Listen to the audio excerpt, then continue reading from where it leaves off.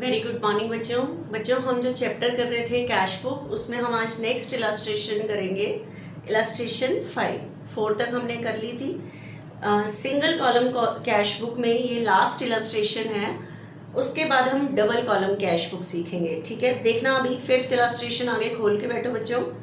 Prepare single column cash book. Single column cash book बनानी है। आपको पता है, आप देखो बुक में देखो, जनवरी के मंथ की कैश बुक है, तो 1 जनवरी को दिसंबर के मंथ में जो कैश बुक बनी होगी उसका बैलेंस बचा हुआ होगा। ठीक है, आगे आया होगा, तो कैश बैलेंस कितना दिया हुआ है 9500। कैश का जो बैलेंस हम आगे लिखते हैं वो हमेशा डेबिट साइड में लिखते हैं, क्योंकि कैश का हमेशा डेबिट साइड ज़्यादा होता है। ठीक है, तो 1 जनवरी से हम स्टार्ट कर रहे हैं टू बैलेंस ब्रॉट डाउन। 1 जनवरी को जो कैश का बैलेंस दिया हुआ है, दिसंबर में के मंथ में जब 31 दिसंबर को कैश बुक क्लोज हुई होगी तो उस मंथ का बैलेंस बचा होगा, जो हम नेक्स्ट मंथ की स्टार्टिंग डेट को कैसे लिखते हैं, ब्रॉट डाउन करके, मतलब लास्ट मंथ का बैलेंस हम आगे लिख रहे हैं। ठीक है, कितना बैलेंस है बच्चे 9500। ये to balance brought down, total balance brought down नहीं है, to balance brought down. Next देखना, थर्ड ट्रांजेक्शन 3 जनवरी की, देखना क्या ट्रांजेक्शन लिखी हुई है 3 जनवरी की। Sold goods for 4000, sold goods for ₹4000 to Ram. Sold goods for ₹4000 to Ram for cash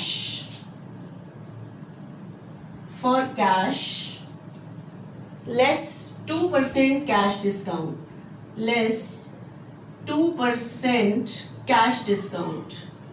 अब मेरी बात को ध्यान से सुनना कि क्या लिखा हुआ है ये।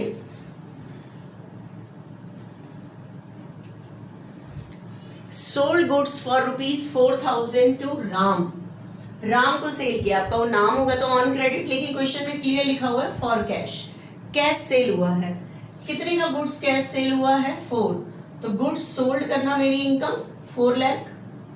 ठीक है, और कैश सेल हुआ है तो मेरे पास कैश आएगा, लेकिन आपको यहाँ पे लिखा हुआ 2% कैश डिस्काउंट।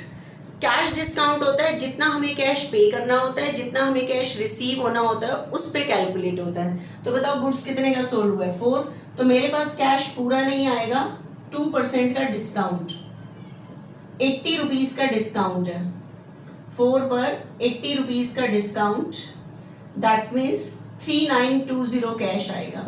ठीक है, तो कैश आएगा 3920, डिस्काउंट हम कितना अलाउ कर रहे हैं 80। ये डिस्काउंट मेरे लिए एक्सपेंस है, an expense always be debited. ठीक है, तो बताओ एंट्री क्या बन रही है, cash account debit, discount allowed account debit to sale. Cash book सिर्फ ये जानने के लिए बनती है कितना कैश आया कितना कैश गया। तो बताओ सेल करने से कैश आ रहा है या जा रहा है, आ रहा है। एंट्री में डेबिट हो रहा है या क्रेडिट, डेबिट। कितने से डेबिट है 3920, तो कैश के डेबिट में 3920, एंट्री का अपोजिट बताओ क्या है, टू सेल। एंट्री करके नहीं देखनी, ठीक है, ये तो मैं समझाने के लिए आपको कर रही हूँ, लेकिन आपने एंट्री सोचनी है। लेकिन आपके पास आप कहोगे ये 80 की एंट्री है, वो जनरल प्रॉपर में करें, तब करें जब क्वेश्चन में क्लियर कहा गया है, अदरवाइज नहीं करनी। तो उसने इस बार नहीं कहा कि जनरल में एंट्री करो, तो सिर्फ कैश की ट्रांजेक्शन को ही रिकॉर्ड करोगे, फालतू नहीं करोगे।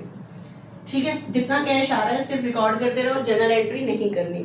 नेक्स्ट देखना, 5 जनवरी की ट्रांजेक्शन है bought goods. Bought goods that means goods purchase for cash. तो गुड्स परचेज करने से मेरे पास आएगा क्या, गुड्स परचेज किया है 4000 का बच्चे, तो गुड्स परचेज फॉर कैश मानेंगे क्योंकि नेम गिवन नहीं है। तो एंट्री होगी purchases account debit to cash. तो बताओ गुड्स परचेज करने से कैश आएगा या जाएगा, जाएगा। एंट्री में कैश डेबिट हो रहा है या क्रेडिट, क्रेडिट। तो आप भी कैश के क्रेडिट में लिखोगे, अमाउंट है 4000।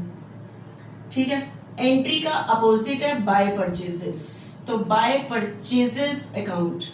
कौन सी डेट की एंट्री है ये 5 जनवरी। नेक्स्ट, उसके बाद 7 जनवरी को कह रहा है, ध्यान से सुनना, आगे बुक पे पढ़ो, रिसीव फ्रॉम सुनील 6700। सुनील से कितना रिसीव किया? 6700 एंड डिस्काउंट अलाउ 300। तो बताओ एंट्री क्या बनेगी? Cash account debit, discount allowed account debit to Sunil. Cash में आएगा 67, डिस्काउंट अलाउ में आएगा 300, टू सुनील में आएगा 7000।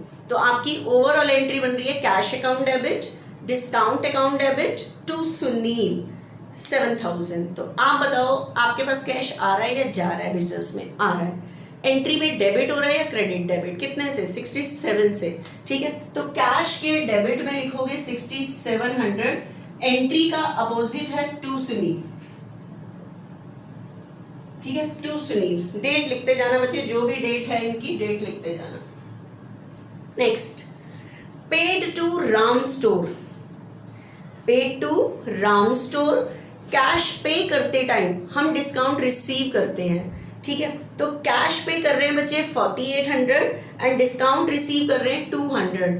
तो बताओ पे करने से कैश जाएगा टू कैश 48, डिस्काउंट रिसीव 200। हमने किसको पेमेंट किया? राम स्टोर को। तो एंट्री बनेगी Ram stores debit to cash to discount receive. तो कैश में आएगा 48, डिस्काउंट रिसीव में आएगा 200 और राम स्टोर में आएगा 5000।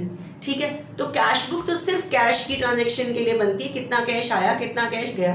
बताओ कैश पे करने से कैश आएगा या जाएगा? जाएगा। एंट्री में डेबिट हो रहा है या क्रेडिट? क्रेडिट। कितने से क्रेडिट? 48। कैश पे कर रहे हो 48। ठीक है, और एंट्री का अपोजिट है बाय राम स्टोर। एंट्री सोच के फिर देख लेना कि क्या कर रहे हैं हम, बाय राम स्टोर। ठीक है, next, bought goods from Mohan. आपके पास नेक्स्ट ट्रांजेक्शन है यहाँ पे, कौन सी डेट की ट्रांजेक्शन है? 12 जनवरी की। 12 जनवरी की ट्रांजेक्शन है। Bought goods from Mohan, bought goods from Mohan for ₹6000, for ₹6000 for cash less 2% cash discount, 2% cash discount। हाँ बच्चे, गुड्स परचेज किया है मोहन से। मोहन से आप नाम है तो आप कहोगे ऑन क्रेडिट, लेकिन फॉर कैश क्लियर लिखा है तो सोचने की जरूरत ही नहीं है। तो बताओ गुड्स परचेज किया है टू कैश, कितने का परचेज किया है? 6000। तो गुड्स परचेज करना मेरे लिए एक्सपेंस 6000। कैश परचेज किया तो कैश जाएगा 6, लेकिन कैश डिस्काउंट होता है जितना हम कैश पे कर रहे होते हैं या कैश रिसीव कर रहे होते हैं उस पे निकलता है। तो कितना कैश पे करना है? 6, तो इस पे डिस्काउंट रिसीव होगा 2%, 120। तो 6000 जो मुझे कैश पे करना था, 120 का डिस्काउंट, तो कैश पे करोगे 7880, 120 का डिस्काउंट रिसीव हो रहा है और डिस्काउंट रिसीव मेरी income, income always be credited. तो बताओ ये जो एंट्री हो रही है, बताओ कैश आ रहा है या जा रहा है? जा रहा है। एंट्री में डेबिट हो रहा है या क्रेडिट? क्रेडिट। कितने से क्रेडिट है? 7880। तो कैश के क्रेडिट में लिखोगे 7880। एंट्री का opposite by purchases, by purchases account. ठीक है,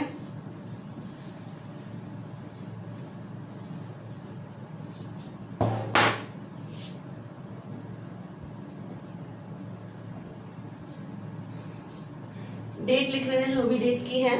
नेक्स्ट देखना, बॉट फर्नीचर 15 जनवरी की ट्रांजैक्शन है बच्चे। Bought furniture on credit, furniture on credit purchase किया है। तो बिजनेस में आएगा क्या? फर्नीचर। कैश तो नहीं जाएगा because at this time we are purchasing on credit. तो क्या इंक्रीज हो जाएगी? लाइबिलिटी। किससे परचेज किया है? नाम नहीं पता। नहीं पता तो क्रेडिटर, लेने वाले पर्सन इंक्रीज हो जाएंगे। तो एंट्री होगी furniture account debit to creditor. तो आपकी एंट्री में ना कैश आ रहा है ना कैश जा रहा है। तो जिस ट्रांजेक्शन से ना कैश डेबिट हो रहा है ना कैश क्रेडिट, तो no effect on cash book, इस पे नहीं आएगा। नेक्स्ट ट्रांजेक्शन आ रही है 18 जनवरी की, पेड वेजेस, और इसी डेट पे है पेड रेंट। तो पहले पेड वेजेस फिर पेड रेंट की करो।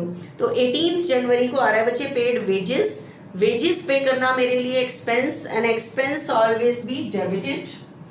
ठीक है, तो एंट्री होगी wages account debit to cash. कितनी वेजेस पे हो रही है? 2। तो कैश के क्रेडिट में लिखोगे क्या?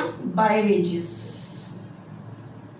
ठीक है, उसके बाद इसी डेट पे रेंट पे की एंट्री है, rent account debit to cash. तो रेंट पे करना मेरे लिए expense, and expense always be debited. Entry बनेगी rent account debit to cash. कितना रेंट पे कर रहे हैं? 1। ठीक है, तो transaction opposite affect by rent. Next, cash receive from Gopal after deducting. आपके पास नेक्स्ट ट्रांजेक्शन है, इसको नेक्स्ट ट्रांजेक्शन करने से पहले एक चीज समझो बच्चे। नेक्स्ट ट्रांजेक्शन करने से पहले एक चीज समझो कि क्या है बच्चे। एक चीज बताओ, किसी पर्सन ने मेरे 10 देने हैं, जितने उसने मेरे पैसे देने हैं वो मेरी 100% अमाउंट है, उसने मेरे पैसे देने हैं, जिस डेटर ने देने हैं, मैं उसको 20% का डिस्काउंट अलाउ कर रही हूँ। तो ये जो 20% निकलेगा, जितने उसने मेरे पैसे देने हैं 100% अमाउंट पे निकलेगा, 10,000 पर 20% 2। इसका मतलब बताओ मुझे उससे कितना कैश रिसीव हो रहा है? 8। तो ये जो कैश रिसीव हो रहा है मुझे 20% का डिस्काउंट काटने के बाद, मतलब ये जो रिसीव हो रहा है ये अपने आप में 80% है। ठीक है, तो मुझे अगर पता लगाना हो बाई चांस मेरे पास डिस्काउंट की अमाउंट नहीं है और ये भी नहीं है, मुझे पता है कि मुझे 8,000 रिसीव हुआ है, 20% का डिस्काउंट काटने के बाद रिसीव हुआ है, लेकिन डिस्काउंट इस पे तो नहीं निकला। डिस्काउंट तो 100% अमाउंट पे निकलता है, तो डिस्काउंट कैसे निकालोगे? तो देखना 20% डिस्काउंट करने के बाद कितना रिसीव हो रहा है? 8। तो ये जो 20% डिस्काउंट काटने के बाद है ये अपने आप में कितने परसेंट है? 80। तो 100% अमाउंट कैसे निकालोगे? इसका रेसिप्रोकल करके, 100/80 करके। तो आपके पास 100% अमाउंट आ जाएगी 10। ठीक है, 10 100% थी, 20% डिस्काउंट काटने के बाद 8, तो डिस्काउंट 2000 निकल आएगा। ठीक है, तो नेक्स्ट ट्रांजेक्शन में थोड़ा बहुत यही है, तो ध्यान से देखना क्या चीज बता रही हूं मैं। आपके पास नेक्स्ट ट्रांजेक्शन है receive from Gopal. Next transaction है receive from Gopal. Receive from Gopal after deducting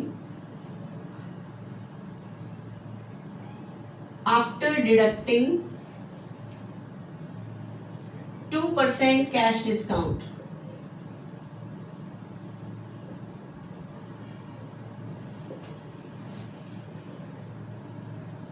$49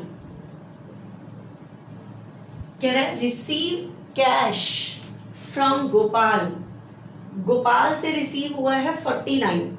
ये ड्यू अमाउंट नहीं है, उसकी 100% अमाउंट नहीं है, इतना रिसीव हुआ है 49 after deducting 2% discount, cash discount. 2% discount काटने के बाद इतना रिसीव हुआ है। तो अब मुझे बताओ ये जो 4900 रिसीव हुआ है 2% का डिस्काउंट काटने के बाद, इसका मतलब ये जो रिसीव हुआ है ये अपने आप में 98% है। ठीक है, तो मुझे ड्यू अमाउंट निकालनी है कि मुझे उससे कितना रिसीव होना था गोपाल से, क्योंकि ये अमाउंट तो 2% का डिस्काउंट काटने के बाद है, तो 2% तो इस पे निकल नहीं सकता, 2% तो जितना उसने मेरे पैसे देने थे उस पे निकलता है। तो अब डिस्काउंट कैसे निकालोगे? तो आपको पता है ये जो 4900 है अपने आप में 98% है, तो 49 का क्या कर दोगे? 100/98। कितना कर दोगे? 100/98 कर दोगे। मेरी बात समझ आई है? मतलब रेसिप्रोकल मतलब रिवर्स करके इस तरह से आप कर पाओगे। ठीक है बच्चे, तो ये जो 49 रिसीव हुआ है 2% का डिस्काउंट लेस, कई बार जब हम 2% निकालते हैं हमारे पास ड्यू अमाउंट होती है कि उसने हमारे देने कितने थे, उसके ऊपर हम 2% निकालते हैं फिर आता है, लेकिन मुझे 100% अमाउंट नहीं पता क्योंकि 49 है 2% का डिस्काउंट काटने के बाद। तो डिस्काउंट कितना था? तो 100% अमाउंट कैसे निकालोगे? जो 49 है ये अपने आप में 98% है, तो 100% अमाउंट इस तरह से निकल आएगी 5000। इसका मतलब 100% अमाउंट 5000 थी, 2% देखो इस पे निकालो, 5000 पर 2% 100 का डिस्काउंट, तभी 49 रिसीव हो रहे हैं। ठीक है, तो 2% इस पे नहीं निकाल सकते थे, लेकिन आप मुझे बताओ रिसीव कितना हो रहा है 49, इतना का 100 का डिस्काउंट और इतना गोपाल से रिसीव होना था। तो बताओ एंट्री क्या बनेगी, cash account debit, discount allowed account debit to Gopal.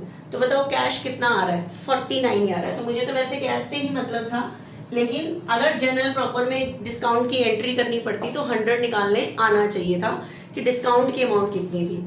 तो cash account debit, discount allowed account debit to Gopal. तो कैश में कितना आ रहा है 49, तो कैश के डेबिट में 49, एंट्री का अपोजिट है टू गोपाल। ठीक है, नेक्स्ट लास्ट ट्रांजेक्शन है 25th डेट की, रिसीव इंटरेस्ट, इंटरेस्ट भी रिसीव हो रहा है और कमीशन भी। तो एक ही डेट पे दो ट्रांजेक्शन हैं 25 जनवरी पे। हाँ बच्चे, क्या रिसीव हो रहा है इंटरेस्ट, तो बताओ मेरे पास आएगा क्या कैश। ठीक है, इंटरेस्ट रिसीव करना मेरी income, income always be credited, entry बनेगी cash account debit to interest. तो बताओ कैश आ रहा है या जा रहा है, आ रहा है। एंट्री में डेबिट है या क्रेडिट, डेबिट कितने से 200, तो कैश के डेबिट में to interest. Next commission receive 300, commission receive करना मेरी income, income always be credited, तो एंट्री बनेगी cash account debit to commission. तो कैश डेबिट हो रहा है एंट्री में, तो कैश के डेबिट में टू कमीशन।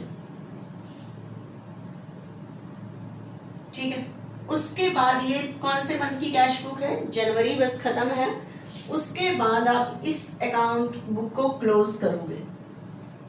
ठीक है, और बैलेंस निकलता है बच्चे मंथ के एंड की डेट पे। ये जो क्लोज होगी वो मंथ के एंड की डेट पे, मतलब जनवरी के मंथ की है, तो जनवरी के मंथ का एंड कब होता है 31 जनवरी। तो पहले इस साइड का टोटल करना, इतना ही टोटल यहाँ लिखना, इसमें से यहाँ तक का टोटल माइनस करके यहाँ पे बैलेंस आ जाएगा। इस बैलेंस को हम लिखते हैं बाय बैलेंस कैरी डाउन, मतलब मंथ के एंड में जो 31 जनवरी को कैश का बैलेंस बचा है, 1 फरवरी के मंथ की जो कैश, फरवरी के मंथ में 1 फरवरी को ये आगे लिखा जाएगा किस नाम से, टू बैलेंस ब्रॉट डाउन, यहाँ लिखा जाएगा। ये कर लेना क्योंकि मैं हर सम में बता चुकी हूँ, एक एक सम में जरूरी नहीं है क्योंकि अब टॉपिक तो आ चुका है। ठीक है, तो आज आपने इलस्ट्रेशन 5 कर लेनी है। ठीक है।